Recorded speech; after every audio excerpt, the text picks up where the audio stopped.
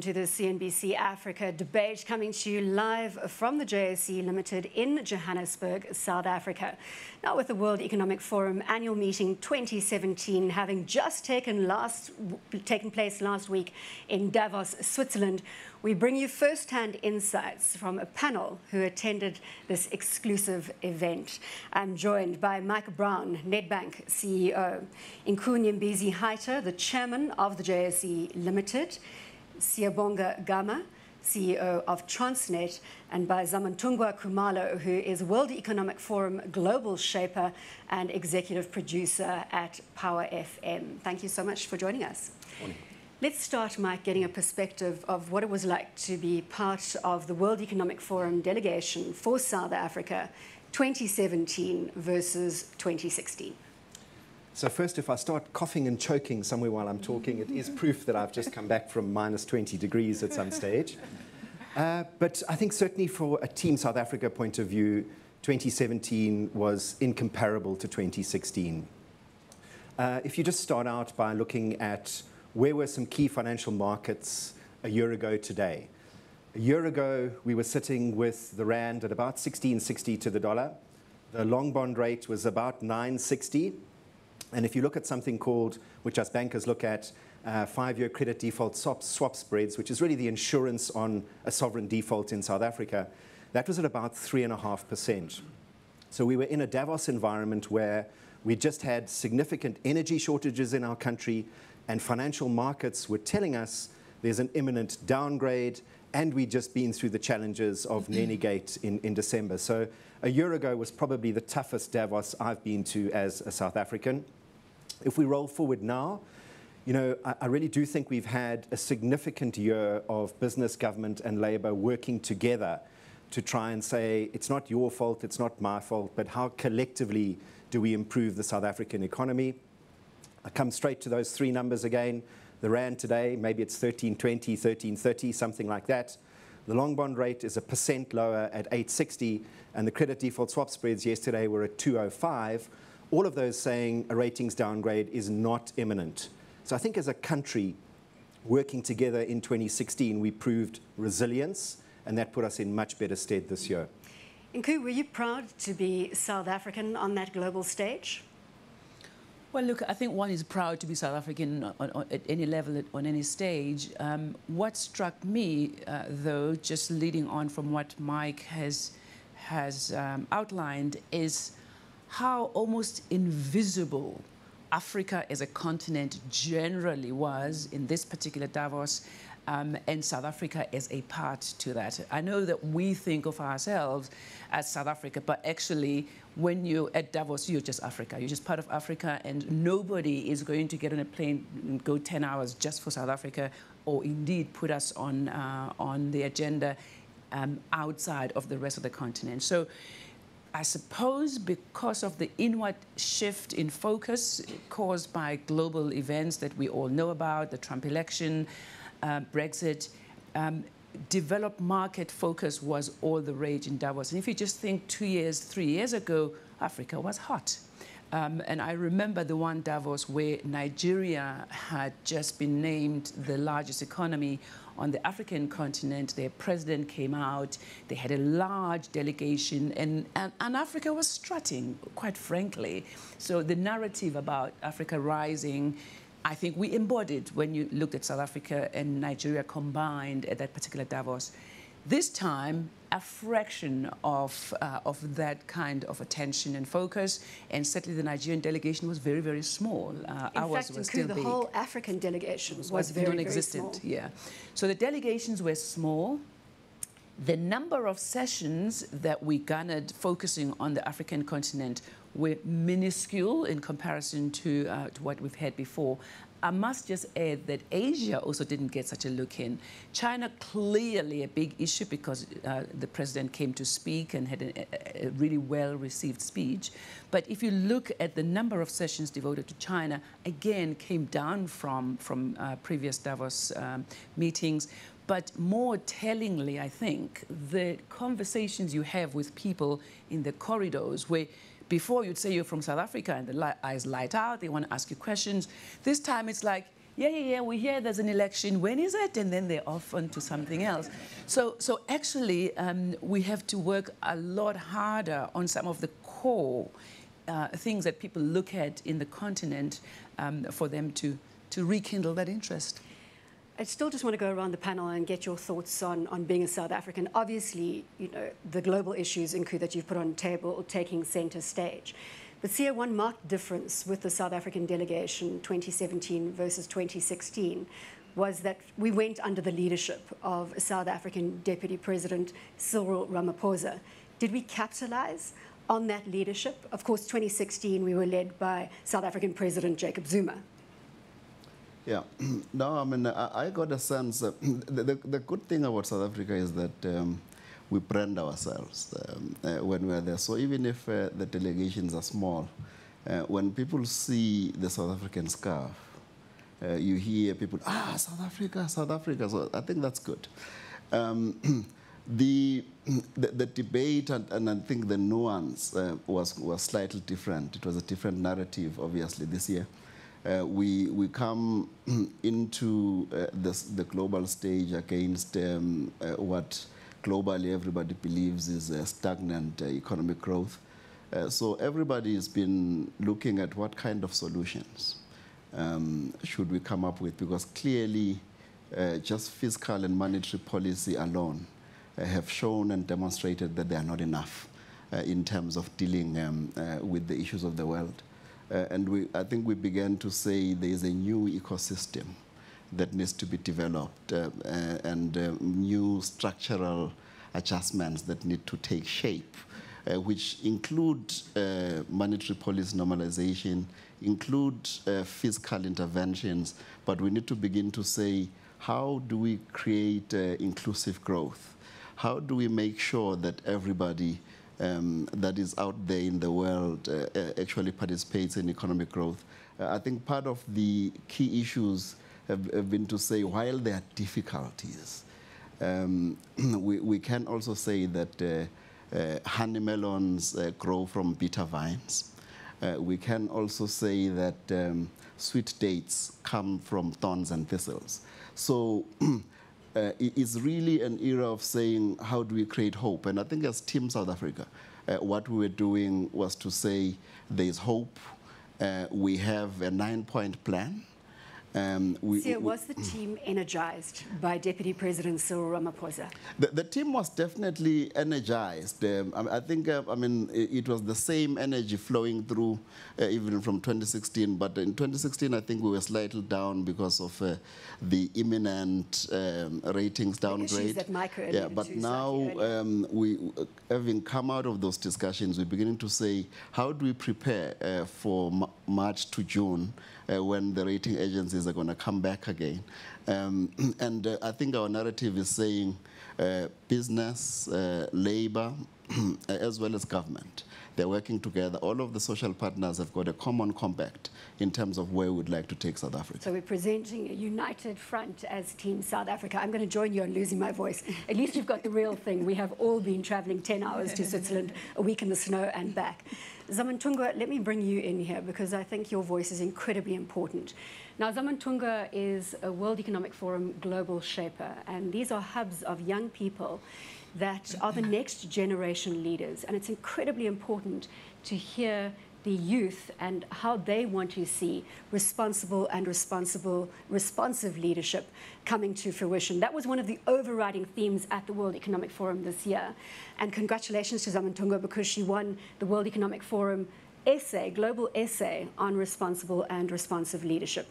So bring your voice to bear on this conversation. Yeah. How did you feel in Davos? So, I mean, this was my first Davos. I'd attended 2 Africa meetings, so the one in Abuja and the one in Kigali. And it was quite a bit of a culture shock because, like Nku said, there's a huge focus on more global issues. And so you're not looking just at Africa-specific issues, whereas when you look at when you attend the Africa meetings, it's very focused on Africa issues. Even the delegation is primarily, within the African continent. But I think what is telling is the world is no longer focusing so much on Africa. It really is inward-looking. And a lot of the emerged economies are not focusing on us as much. And that's also an opportunity for us. I think it's an opportunity to have an Africa plan for Africa. I mean, we often, I remember even in Kigali, you talk about how the Chinese have a plan for Africa and almost every other market will have a plan for Africa, but Africans seem to not have a similar plan for ourselves. And to have a plan for ourselves doesn't mean that we now look at ourselves as a homogenous group, but recognizing that there's so many resources that we can take advantage of, but we're not doing so. And I think what was also just slightly frustrating, I was on a panel with Siyabonga, was how certain conversations that were started probably prior to even Kigali, but certainly when I found them in Kigali and even in Abuja, were still being had 3 years later. And as a young person, there's a part of me that was frustrated. I mean, I was in a room filled with a lot of the Africa executives. It was one of the sessions, Africa's Road to Prosperity. And you're looking at, what is Africa's Road to Prosperity? What are some of the things that we need to put in place? What have we done that's actually working? And my question was, but we have so many plans, not just in South Africa, but certainly on the continent. What is so difficult about implementing? Because we're really good at writing all these plans and meeting and having all these sessions. Surely this continent that's so filled with resources has people who are as educated as we know Africans to be can implement. So I hear you, and we are certainly beating that drum very hard at CNBC Africa. In fact, the debate sequence leading up to the World Economic Forum in Davos centered around power as the starting point for the African continent. If we can't power the economy, we cannot industrialize, and we can't have conversations around entering the fourth industrial revolution, etc. So let's hear from Deputy President Cyril Ramaphosa on the power issue and on regionalization. The issue of energy on the African continent is the one big issue that can change the economies of Africa. And if we're looking to have either industrialization, meaningful economic growth without energy, that is a pipe dream. We can only, as Africans, get real meaningful growth if we're going to power Africa, roll out energy infrastructure throughout the African continent, and increase the megawatts output that we currently have. We need to do that so that we can empower our people, our economies, and we need to do that in a very smart way. But the other important thing that we're now latching onto is to have regional integration. We almost finalizing an agreement with the DRC to have power generated from the Great Inga, which will bring hydro energy, but not only for South Africa, but for a number of neighboring countries. And if we have not already gone to the bank, we will be knocking on the doors. I think you have already gone to the bank, because we will be going to the bank for more money so that we can power the Great Inga. Yeah, the bank is already there. Oh, wonderful. I just want to follow up on that, because the Deputy President made a very important point that we've got to really develop regional power markets. And that, of course, President Adesina, President of the African Development Bank, engaging on that conversation on Inga Dam. Now, Zamantungwa, that goes to what you were saying. This is a project we've heard about on these platforms for 20 years plus. But it really does sound as though something is happening from a traction perspective. The World Bank has unfortunately pulled out of financing the project, but the African Development Bank is 100% behind making Inga Dam a reality. Mike, my question here is, if we stand as brand Africa, don't we stand a better chance of garnering that attention on a global stage that is so inward-looking at the moment? I think very definitely. You know, it shouldn't be a surprise to anybody that Africa was less front of mind for people at the WEF this year. 2016, if you look at it globally, from a year of political events, be it Brexit in Europe or be it the election of Trump in America, it's very hard to compete with that for the front page. So we know at the moment we're going to be on the second page. And if you're on the second page, you want to be bigger rather than smaller. And clearly, as Africa, we are stronger and bigger together than we are as any individual country. Inku, I think you probably echo those sentiments that Mike has just put on the table. I sure do. But just before I handle that, I just want to go back to the question you posed about how we fared as a lead from the Deputy President this year as opposed to previous years when different other people led. There's a session that is done every year where it's a closed session by invitation only, where the ministers take the podium to answer questions from the floor from potential investors, where all of the business people who attend are encouraged to bring people to come and listen to this. So because it's a selected group, the minister, it's Charterhouse rules, the media is thrown out the room, and so we can have a really frank conversation about what's really going on here. You shouldn't be throwing the media out of the room. Do you want to rephrase that? Yes, Make it a little more gentle. okay, We've still got 45 minutes on the stage together. Anyone who watches Bronwyn knows that she is not gentle, so this is just for show. So in this particular meeting was actually quite striking this year that most of the people who came are people who already invest here. And they were there to check. Last year you said, you're gonna do this, have you done it? And what can we look forward to? So you can imagine the issues that came up: policy coherence, changes in the environment, legislative environment that people are finding hard to adapt to quickly enough, issues about BEE. And what was good is, A, the ministers were extremely well prepared. So talk about being proud to be South African. There was a team of 6 people. They were completely joined up, were on top of the facts and figures.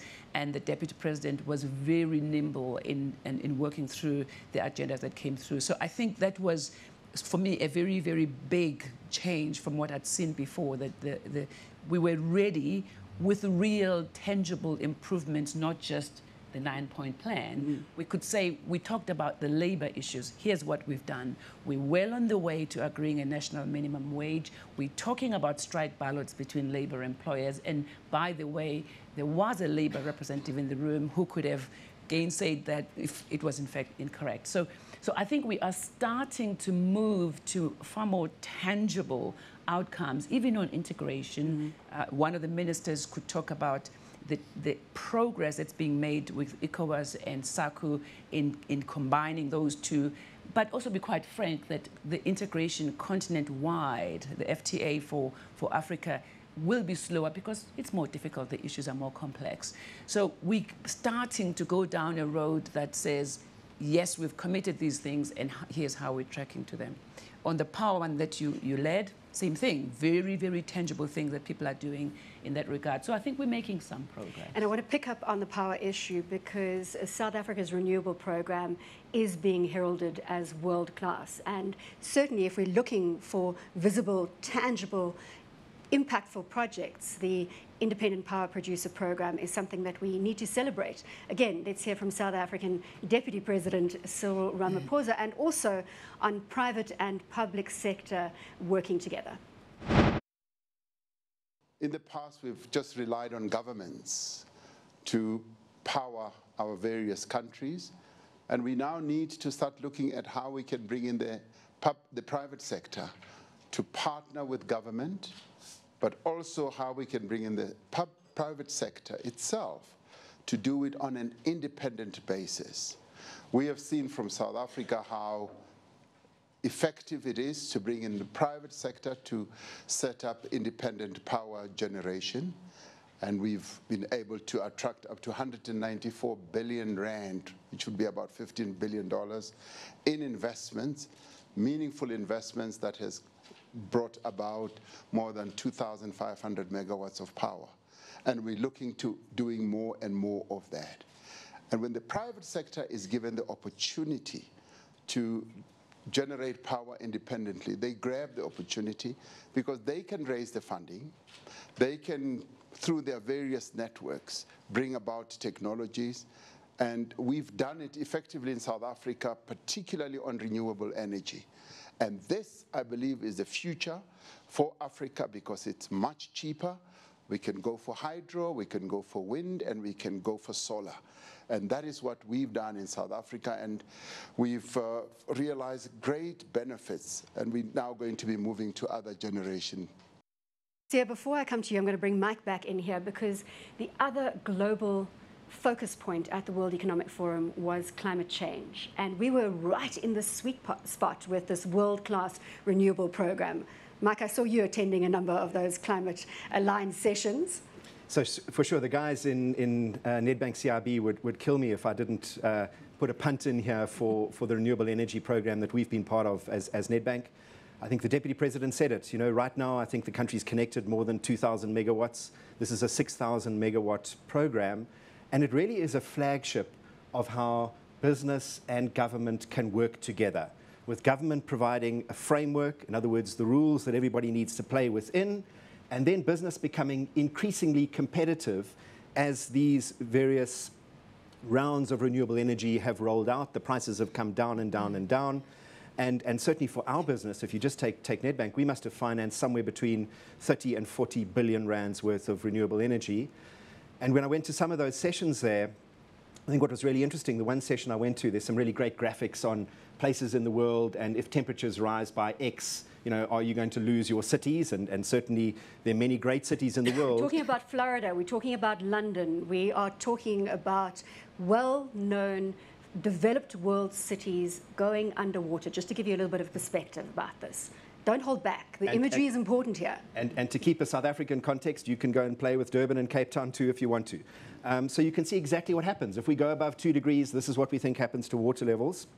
So renewable energy is something that kills two birds with one stone.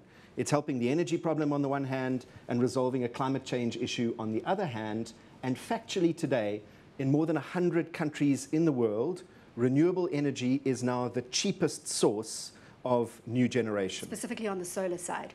Siya, we had a number of discussions in Davos, and we again used energy power as the starting point and then building into the infrastructure space. What do you need next? Roads, railways, ports, etc., etc. Phuthuma Nhleko, the executive chairman on MTN, was on the stage with us, and he spoke about MTN's investment of $4 billion annually onto the African continent. He made a very pertinent point. If there was policy stability, he would double that investment on an annual basis across the African continent. Let's go to policy stability. Yeah, I think the whole notion of policy stability is actually quite a critical one, because I think in Africa we tend to sometimes make a joke of ourselves in terms of political transitions, for instance. We've been witnessing in the past week certain issues that are related to that. But also people are saying, when governments change, will policy positions change? And I think what is going to catapult us and what is going to accelerate the rate of investment is actually the institutional reforms as well as the policy stability that is required in order for investors to feel that their investments are safe, that they can get the appropriate returns, but also to understand that there is long-term stability. Because there is no investor who comes in an area where there is high risk, where there is instability. All of the investors, even where it's high risk, it's also a high risk, a high return environment. So we believe that what we are beginning to see is that there's now less conflict on the continent, which I think is very good in terms of making sure that investors can come in, but also where people lose elections, other presidents go and tell them that you lost the election, please go home, which I think is actually quite important because then people begin to say we can deepen democracy. And as you deepen democracy, there might be a correlation between economic growth and stability. And what the people are looking for is that there's economic growth, that we can create jobs, that their living standards can go up. And in fact, one of the things that was being said by the African Bank President Adesina was that if you give people power in terms of energy, they will give you the power back. And I think we've seen some of the presidents who are faring very well. The people are coming to them and saying, look, President, we know that your term of office is coming to an end. We'd like to give you a third term. But others want to take a third term on their own without talking to the people. So the whole notion of creating stable markets is actually quite critical in terms of taking us forward. And I think the young people will then become less anxious and less restless when they can see that we're not just talking, but projects are being put into place, and we're working on that. But the other issue, other than policy stability, is the whole notion of project preparation, which I think it's important for banks and for investors to get hold of good feasibility studies that they can finance, because we don't have a lack of projects.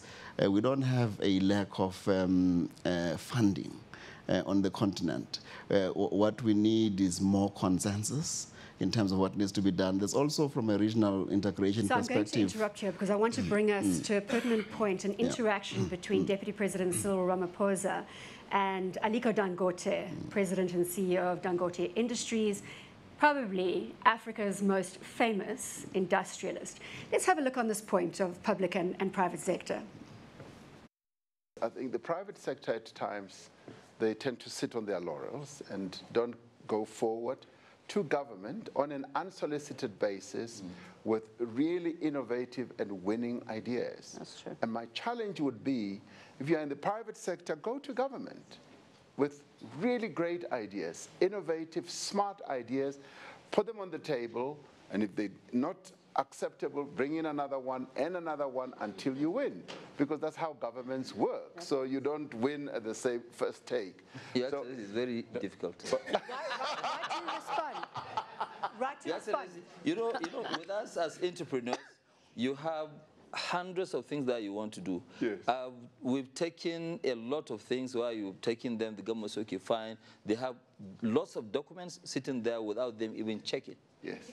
So really, it is not easy for an entrepreneur to keep presenting things, and they don't really understand. So contractors, they can do. So we're talking about Africa's biggest, brightest entrepreneur, referring to the documentation sitting on government desks. Now, Zamantungwa, Siya saying that he's hoping the next generation of leaders are going to become a little less anxious, that we're starting to see the traction. Are we putting enough evidence on the table right now in this discussion? Are you seeing some action points? So I mean, this panel is certainly making a compelling case, and I think I won't fault them on that regard. However, if I look at it holistically, I mean, it's easy for me to say I'm relatively comfortable in strides that whether it's government or private sector are making, because I come from a relatively privileged background. You know, I grew up in a household that has running water and electricity. I know how it's like to live in an environment that has tarred roads, had good public school system, but there's so many millions of young Africans who don't have that reality. I mean, when you look at the reality that the median age on this continent, I think it's like 24, and the majority of that 24 don't have access to public, to water and electricity and all these other resources. They're anxious, and the anxiety is warranted because we've seen growing up our leaders not leading us. I mean, we often talk about the leadership vacuum on the continent. We see state looting in sort of different countries along the continent. And so for some members, whether it's of private or public sector, saying that these are some of the strides that we've made, to us does sometimes seem a bit disingenuous. And I think government or even private sector can say these are the strides that we've made, but when you look at the things that have fallen through the cracks, they're certainly more than the strides that are being made. And I think it's unfortunate that young people's voices or young people aren't being put front and center of their African agenda. Because, when you look at an example like Uganda, I think the median age there's something like 17, and yet their president is like somewhere in his 70s. So even the transition in leadership itself is non-existent. I mean, we are supposed to be the next generation of leaders, but you're not in leadership positions. So at which point is that transition actually going to happen when you consider the fact that the gap between the median age on the continent and those running the continent is often a whole generation itself. So I think we're potentially sitting on a ticking time bomb because there isn't enough skills share. And there's so many young people who don't make it through the system, who don't have necessary skills. And I think South Africa is probably a good example of that. Exactly, and let me come in here. We're not alone on this. In fact, the African continent is not alone. And inclusive growth has been a theme over and over again at every World Economic Forum. And that's not only in Davos, it's in the Africa World Economic Forum as we move around the globe. Mike, you've been attending the World Economic Forum since 2010. Talk to me about this inclusive growth, and to the point that Zamantungwa is making, how do we close that gap so everybody benefits and that it's not just seen as the elite that are ransacking the globe? So certainly inclusive growth was a really big topic, and at its essence is we have a world where people are getting left behind. And in a world where people get left behind, you can't have social cohesion, and if you can't have social cohesion, you can't have economic confidence and economic growth. And it's different in all parts of the world. If you're sitting in a developed market, so think about Brexit and think about Trump here, the rhetoric will go that globalization has benefited emerging markets more than it's benefited developed markets. The data will tell you that what globalization has done is it has made countries richer, but within countries, particularly emerging market countries, but within countries it's created greater disparity. Then the second conversation will be a lot of conversation about something that they call the fourth industrial revolution, which is just quite simply what is technology doing to jobs. So in developed markets, people being left behind as a consequence, in the middle market primarily, as a consequence of globalization and technology. In emerging markets, it's people being left behind more at the bottom end, clearly also as a consequence of globalization and technology, but I would submit in emerging markets equally, or probably more so, as a consequence of failing education systems and as a consequence of those piles of paper that Aliko spoke about earlier. And somewhere, unless there is action collectively, business, government and labor, that translates into economic growth in a way that all people feel like there's something in it for them, it's not sustainable for business and it's not sustainable for government. If I can just add something to what Mike has done, because actually that became quite a big thrust of this particular meeting, this responsible and responsive leadership issue, which is quite different from a philanthropic view where you're handing out gifts. It starts to come to the very essence of how we manage businesses as a value-based system.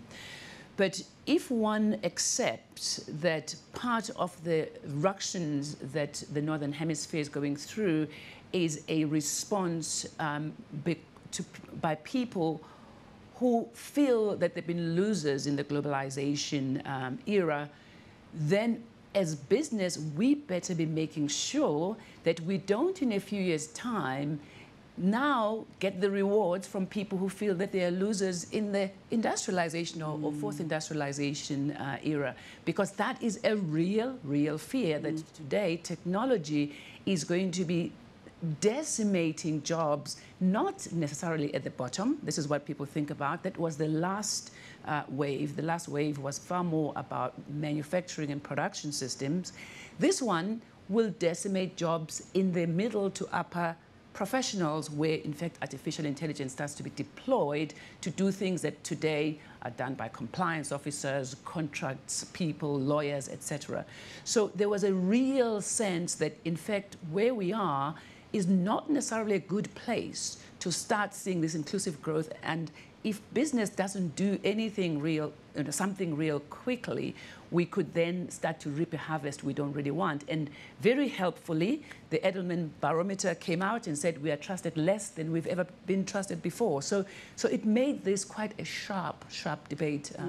If we're looking for tangibles, here, just one thing, and I'm going to get you to add, but if we took what Zamantungwa was tabling a moment ago and saying, where are the next generation leaders at the boardroom table? Isn't that a quick win, where we could start bringing in that youth element to keep us in check? I mean, you've got it here, a very robust, eloquent debate happening where we are not providing for the needs of our young people. Siya?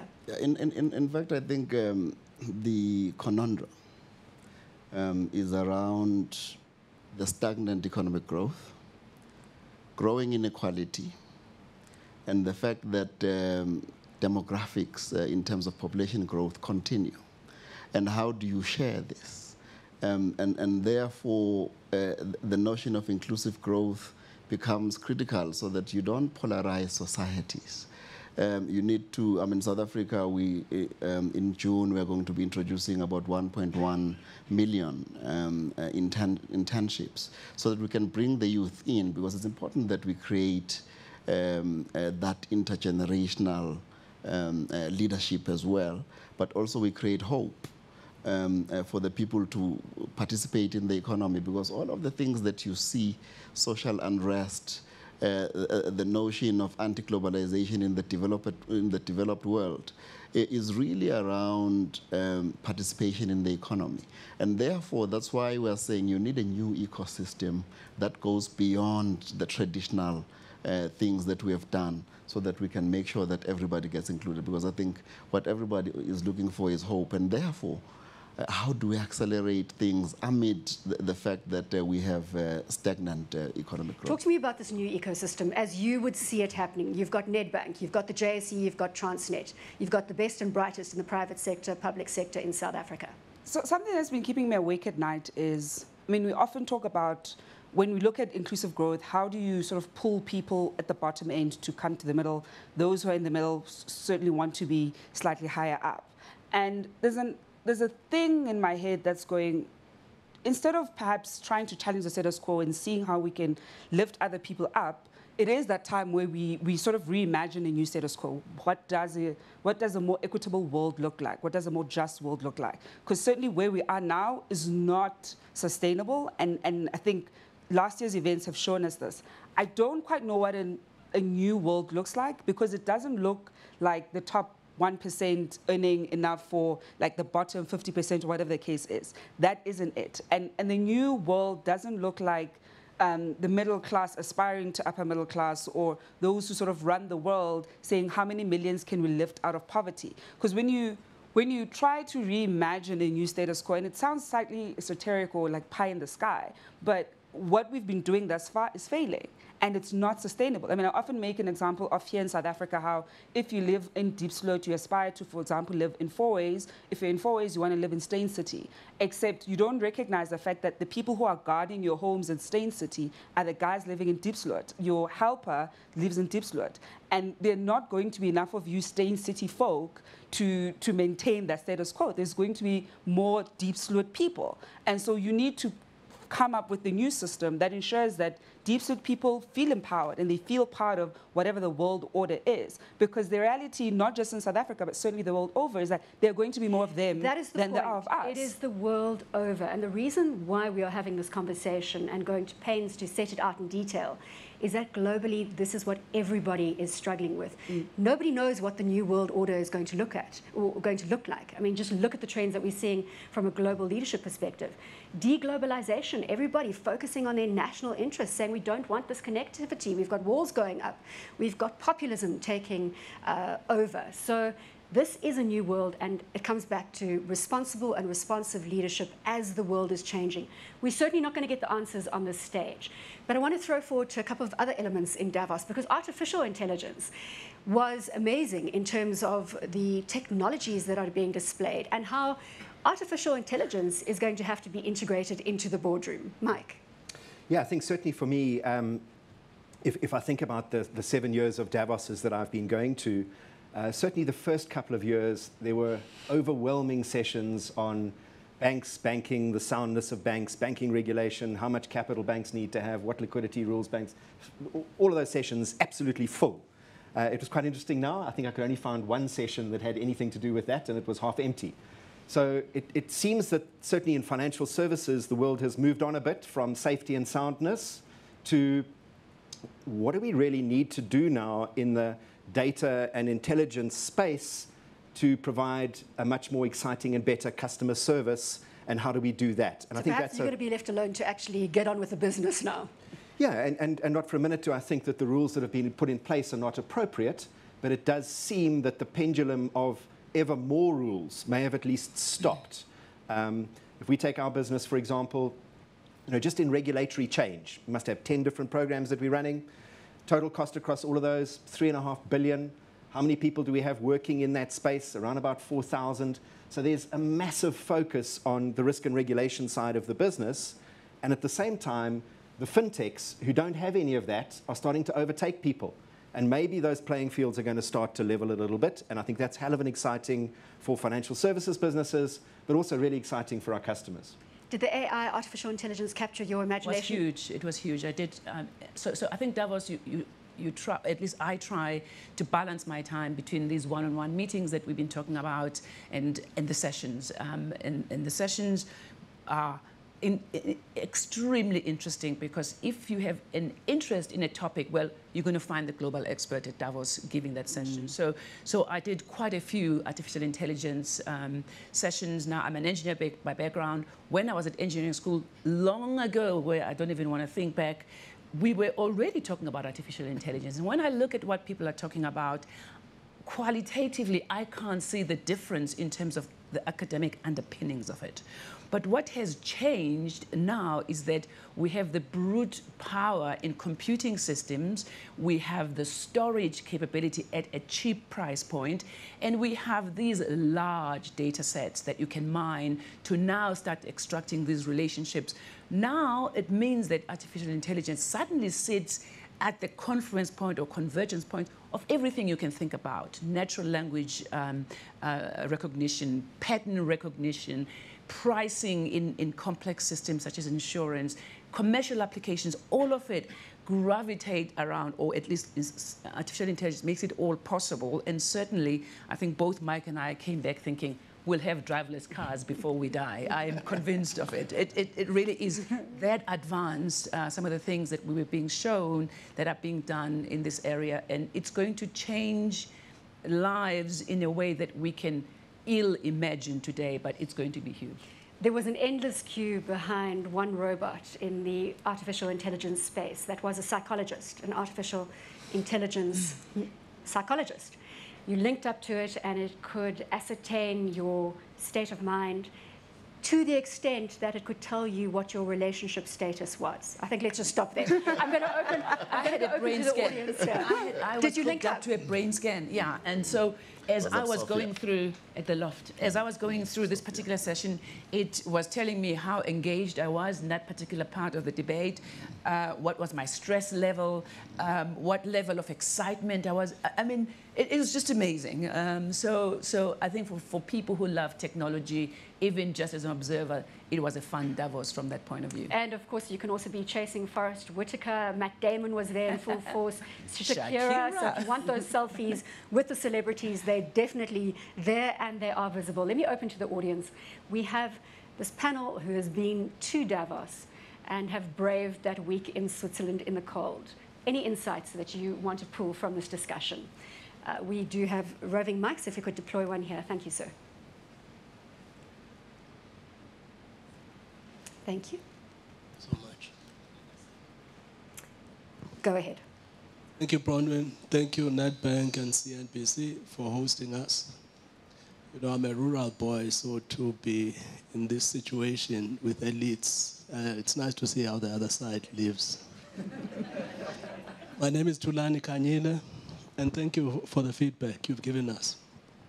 So one of the entities in which I'm involved is indeed in the media, digital media and technology space. So the fourth industrial revolution, Internet of Things, was seized with those issues. So I agree fully that technology has an amazing capacity to disrupt traditional industries. And you see it particularly even in areas like financial services.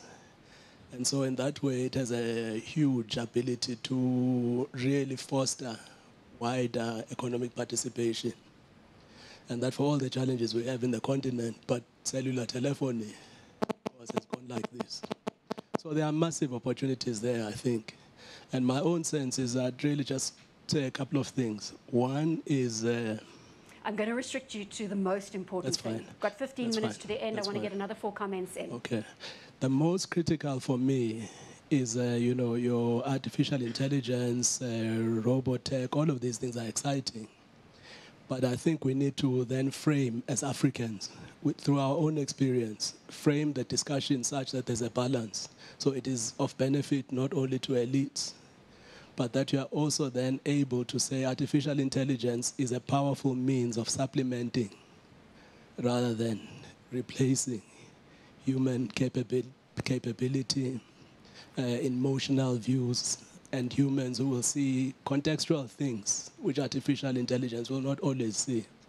And therefore, the challenge that I would like to leave the House with is that I think that team, which has been working a lot, particularly last year, the government, business, and labor, to project a unified voice to the world, then ought to really say this process, the disruption and the opportunities that come with it must work for all our people and really transform what is still largely an apartheid economy.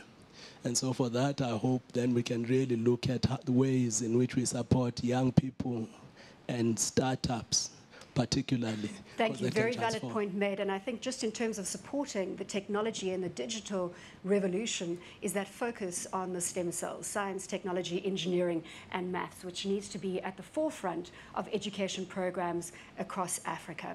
While we're refocusing, Mike, any other questions? Thank you very much. Siya, just your thoughts, and we'll get the mic to that gentleman, on what captured your imagination in Davos.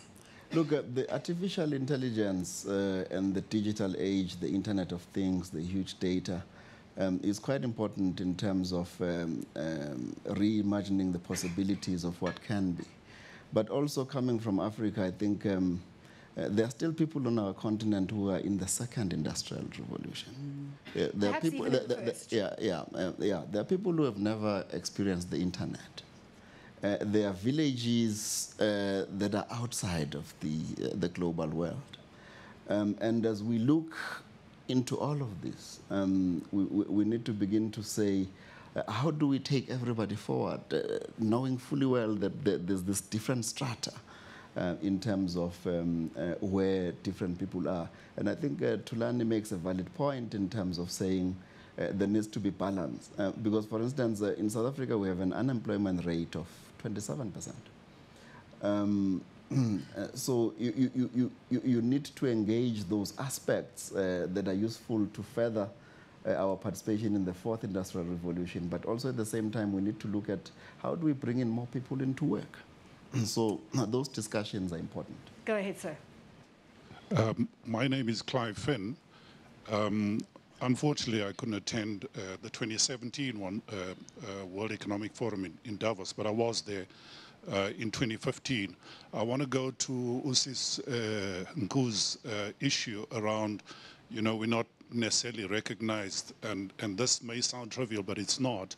In 2015, I went there representing an American company which I was chairman locally. I'm no longer, and thank God, given the new chairman, given the new president they've elected. But what happened at Davos, as you said, we wear these, I was wearing one of those caps and not looking very much like I look now, given the weather. So let's just say a little bit of context. Actually, you have the South African delegation with the South African flag, scarf, caps, etc. Correct. So that's what the gentleman is referring to. Correct. And in one of the sessions, we started this discussion of inclusive growth. What happened within the half an hour, we actually left there and I walked out and there was like a whole lot of people following me and I thought it was because the speaker was boring. But they came out into the hall and we ended up in the flat that I was living in with almost 50 people around us. And everybody wanted to understand what was happening in the inclusive growth space, particularly around technology, given the environment which I'd worked. So don't be discouraged by, hey, yeah, you guys are from Africa. That conversation still continues because I've just got like tons of emails that came in saying, why weren't you there this year? Not that I'm the most important. Great to hear these tangible stories. Is there a question? Yes, there is a question. My question then is, to what extent, everybody's saying there was a lot of discussion around inclusive growth. Are we seeing measures that necessarily indicate to people that there's a shift from where we were over the past 5 years that I've been interacting in the space? Thank you. Zamantungwa.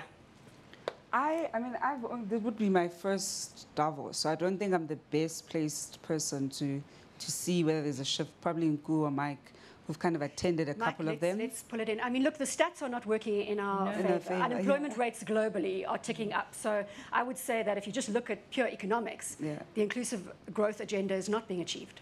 No, I think that's right. Certainly, I think the key to inclusive growth is, in fact, this responsive and responsible agenda for business. And in many ways, you know, the problems we have in South Africa are larger than many countries in the world, but in many ways, in terms of thinking about what's called stakeholder capitalism, as opposed to shareholder capitalism, South Africa is at the forefront of global thinking around not just delivering to shareholders, delivering to all stakeholder groups, including communities, realizing that businesses are not separate to society. Businesses are an integral part of society, and businesses only get their license to operate by helping society achieve its goals. So in many ways, I think our businesses are somewhat ahead. If you think about measurements, actually just cycle back to the BEE scorecard system in South Africa. I mean, you can criticize whether it's too much, too little, you don't like, you know, line A or line B, but essentially, that's a measurement tool for sustainability and progress in sustainably transforming a business in a way that continues to make it relevant for society. I certainly was in a couple of panels where I heard, I wasn't part of the panels where it was being constructed though, that some of the teams were working on a whole host of key performance indicators really around, is the world achieving its sustainable development goals? And as a consequence, what goals should businesses measure to contribute towards those goals? Yeah, I think just to add, it is really about saying, how do we reform the global capitalist system? President Xi of China was saying that if we want to see growth, you can't just go and lock yourself in a dark room, you know, and hide away and think that you're going to do things in your own economy and therefore you'll grow. But what needs to be encouraged is more open economies. And I think, as Mike rightly points out, the schism that you see is that if you don't have a pro-labor and a pro-business, a stakeholder engaged kind of economy, you're not going to move forward. So there's engagement in terms of what needs to be done, but also I think we need a global reform of the capitalist system as a whole in terms of saying, let's take all the stakeholders with us in order for us to succeed. We need so much more time to take this debate further. We've only got 5 minutes left. I'm afraid I'm going to have to close out from the floor at this stage. But I want to come back and bring Deputy President Cyril Ramaphosa back into the conversation on this one-stop shop concept. Now remember, we are competing with capital, and yes, we want to represent ourselves as brand Africa, but even on the African stage, countries, economies are competing with capital. So what do you need? Policy stability. You need people to be able to go in quickly, open up businesses, make sure that they can invest their money, make money, and get their money out.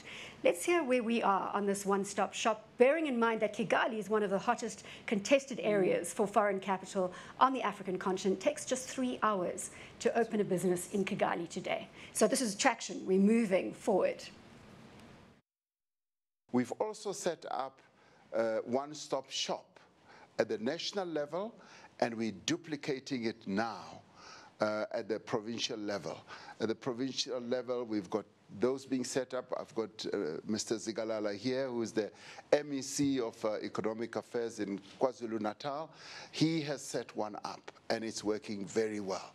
And at a national level, investors come, they present whatever proposal they want, and immediately all the various disciplines in government will have combined, the various ministries, they've combined to assist that investor within a short space of time. And this, I think, is the thing that governments in Africa should do. And I think policy certainty is going to be a developing process in Africa. Various countries are going to be learning from each other. And if a country is, you know, lagging behind on policy certainty, it will be overtaken by others. Exactly. So they will learn together as we move. So we've got 4 minutes left, and I want to bring it to a conclusion on this point. Davos, the World Economic Forum, is about networking, it's about business making, it's about deal making, it's about soliciting foreign direct investment that can power our economies and create inclusive growth. It's a chain in motion. So I want to go through each of the panelists. Let's leave it on something conclusive as we move to the World Economic Forum on Africa, which is happening in Durban in May of this year. And this is the first time that it's going to be held in Durban. Traditionally, it's held every second year in Cape Town and then in another African city. So it's been in Kigali, it's been in Abuja. What do you want to see the next 6 months? Zamantungwa, let's start with you and come all the way back to Mike Brown. Traction, tangible evidence of progress from Davos on the Africa agenda into West Africa come May.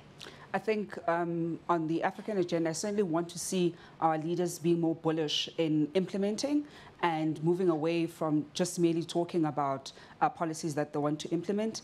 And every time we meet, saying this is what we've done, as opposed to this is what we still want to do. Siyabonga, Gama. Obviously, at Davos, there's also a lot of networking and discussions among business people, and some of those discussions don't become public. But I think when we get to Durban, especially us as Transnet, we hope to have announced a number of things, some of them which would have come out from Davos or Kigali, some of it which would have been strengthened there. We will be able to announce, and you will see the traction in terms of our own penetration into the continent. To Mike's point, we're here to monitor and measure. Sia, you need to engage me there. So monitor and measure all of those steps in coup.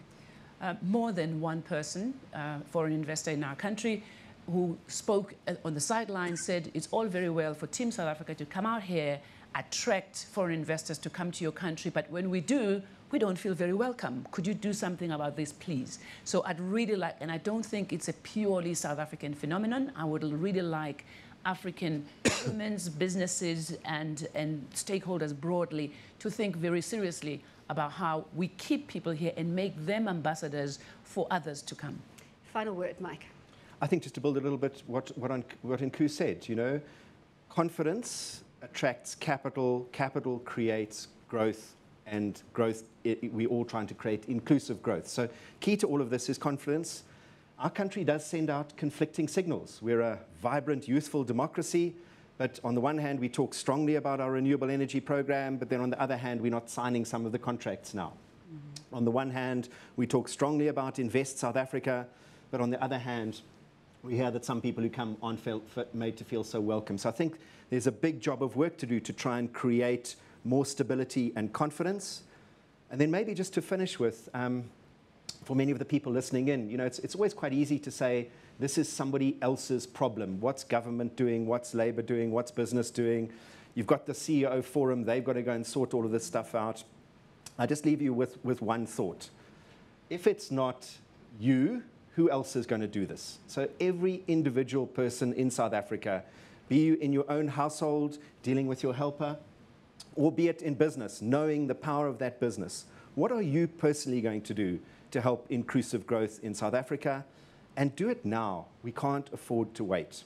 Well, you would have come up with the perfect close. What are you personally going to do to help inclusive growth in Africa and South Africa? Thank you so much for joining us for this live debate coming from the JSE in the heart of Sandton, Johannesburg, South Africa. Stay with CNBC as we now take you on a journey across the African continent, first in East Africa with the markets as they open into South Africa, and then we touch on the West African markets. Don't go away.